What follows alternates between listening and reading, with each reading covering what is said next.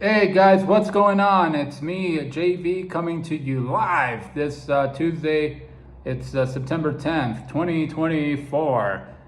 I just wanted to make this video because I came across a very fascinating article on the internet.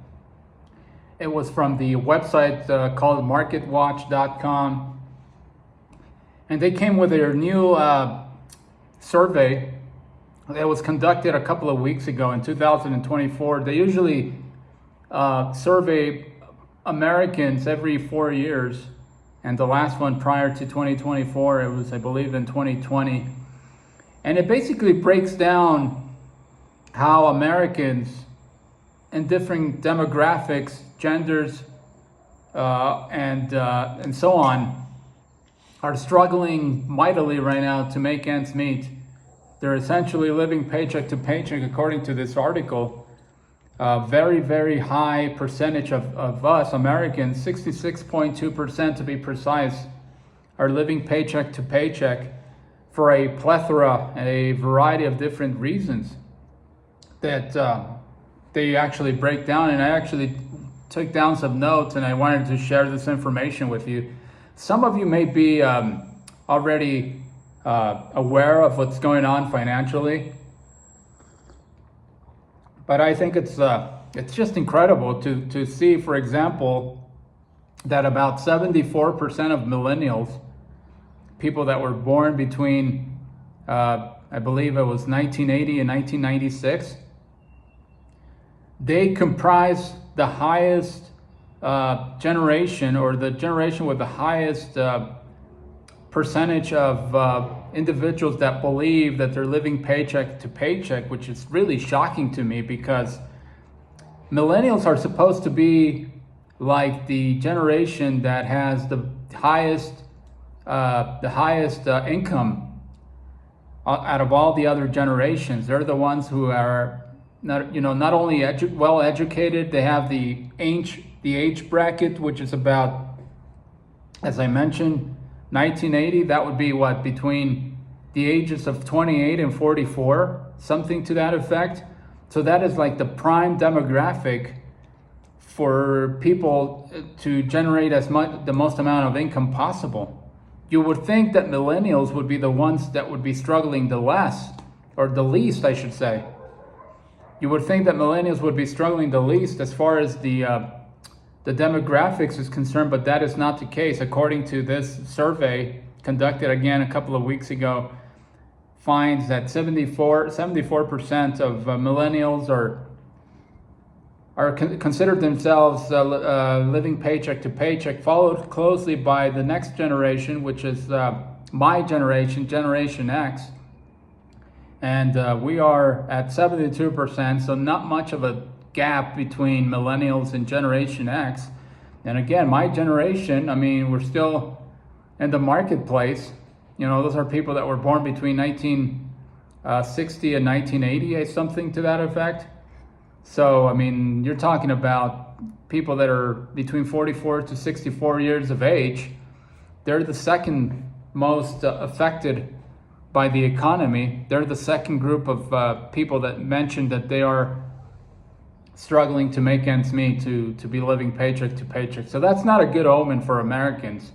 That is a clear indication that the wages have completely stagnated for the last 40 to 50 years. They haven't gone up much, while the cost of living has exponentially skyrocketed when you compare it to your overall income. And it's a very, the way it's broken down, it's a clear indication of that, because if you can believe that, the baby boomers are the ones that are struggling the least, or at least they are reporting as a group the lowest percentage of people that consider themselves to be living paycheck to paycheck. And you might say to yourself, well, baby boomers obviously amassed a lot of wealth. They have accrued a lot of savings in their portfolio, especially if they invested in real estate and commodities on the stocks, the New York Stock Exchange, among other commodities. You would think that the baby boomers would have plenty of wealth to say that they're not struggling to basically survive on a monthly basis. But, you know, there's a lot of baby boomers that obviously don't fit that description. You know, not the overwhelming, by any stretch of the imagination, not the overwhelming majority of baby boomers actually invested in and were able to, you know, solidly invest and build a very, very nice nest egg for themselves. Not everybody invests in the money in stocks or bonds or mutual bonds or anything like that. You know, the overwhelming majority of boomers just basically survive off of their pensions, off of their Social Security and whatever they saved during the course of their working years. But as you can see, clearly things were much, much better in the US 50 years ago, 40 years ago, in which the you know, your prototypical family of 4 or family of 5 or whatever, you didn't have to have the husband and the wife work in order to make ends meet, in order to survive financially. Most of the time, the husband would go out and work,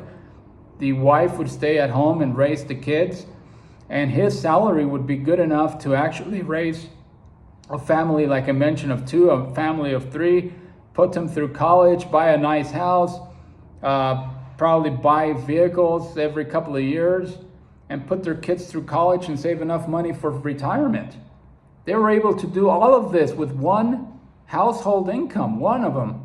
Nowadays, you can't survive with that anymore, unless, you know, you're making well over 6 figures. Because even people, the survey mentions that even people that are making 6 figures, like $100,000 or $200,000 a year, even those people are struggling. Even 33% of those people are saying that they're struggling to make ends meet. Imagine that. And the cause of, you know, the survey goes on by saying that it breaks down the reasons as to why people in these different categories feel that they're living paycheck to paycheck. And the number one reason, of course, is inflation.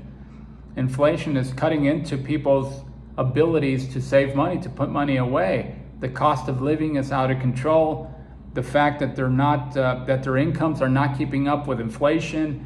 The fact that many people are relying on their own incomes, like they're supporting other people. Like in my case, for example, from time to time, I pay my parents' mortgage payment every couple of weeks. In 2021.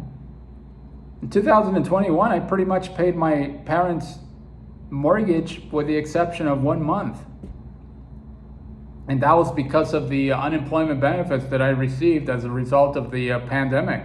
I was able to make the mortgage payments for my parents. So there's a lot of people that there's a lot of people that depend financially on you, and you have to help them financially, obviously, in order for them to survive. And the survey says that many people are in that situation. And again, that is a clear indication that their parents or their uncles or aunts did not save enough money to build a comfortable nest egg, to build a comfortable retirement. So they have to rely on their kids, they have to rely on their nephews and nieces in order to survive. And that's what the survey found. So when you start talking about the cost of living being the number one issue, incomes are not keeping up with the rate of inflation is the second reason. The third reason is spending habits. Obviously, people living out of their means, beyond their means. You see it all the time with the houses that they have, the cars that they're driving around. I've covered this in previous videos. I have a friend, like I mentioned, that owns like a Chevy Charger or a Dodge Charger. I'm sorry. He owns a Dodge Charger, and his monthly auto or car payment is about $1,000. That's without the insurance. Imagine that. That's without the registration. He clearly cannot afford to have that car, but yet many Americans continue to flounder in debt as a result of poor financial decision making. And I'm not criticizing those people. I'm not pointing the finger at them, because I fall under that category. I've been pretty reckless with my own finances. If you've been following my channel for the last, or my videos for the last month, I've extensively covered how I've made a lot of bad financial decisions in my life, in my past, and to this day I'm still paying for it. So I'm definitely not knocking these people out. It's just the fact of life. That's just the reality. A lot of Americans are living beyond their financial capabilities. And then, as I mentioned, the fourth reason why a lot of Americans are living paycheck to paycheck is the fact that many people are dependent upon them financially to support them. So it's a fascinating survey. It is a clear indication that the United States is going in the wrong direction.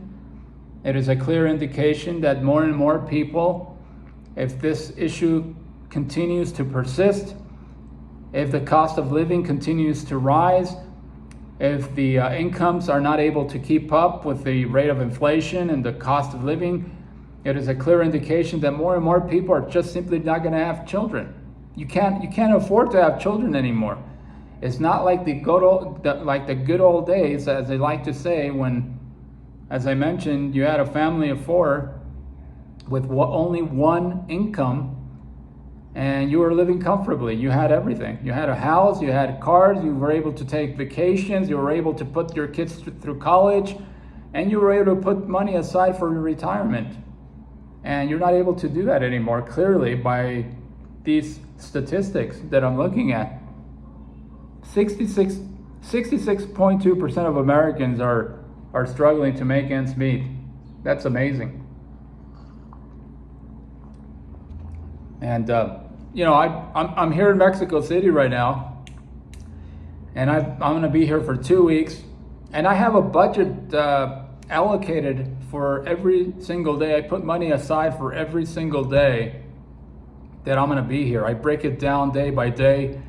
If I go beyond that figure, that money figure that I've put aside for that specific day, I don't spend any more money at the rest of the day. It hasn't happened to me yet, but if it does, I simply just don't spend any more money, and I establish that discipline, and then I wait until the following day, and then I have another amount of money that I have allocated for that specific day, and so on and so forth. And I think more and more people need to do that. I think more and more people, more and more Americans or whatever, have to put together a very simple budgetary plan in place.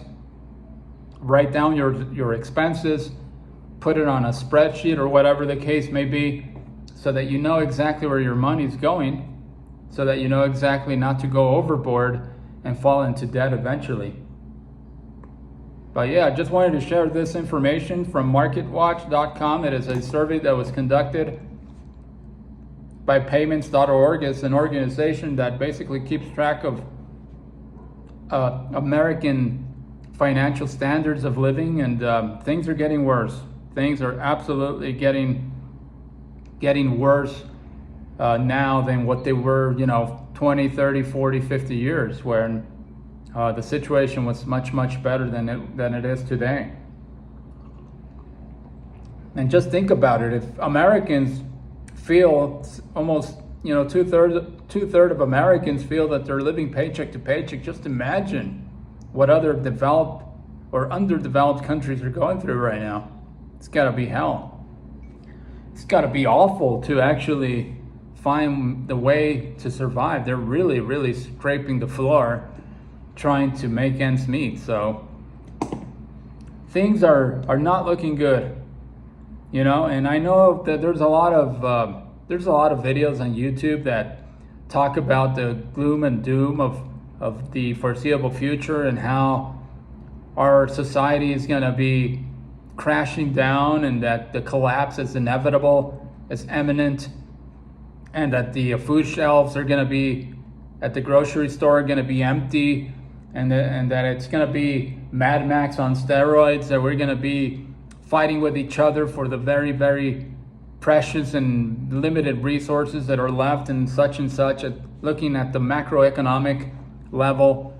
But certainly, I don't know. I don't think we're heading in that direction.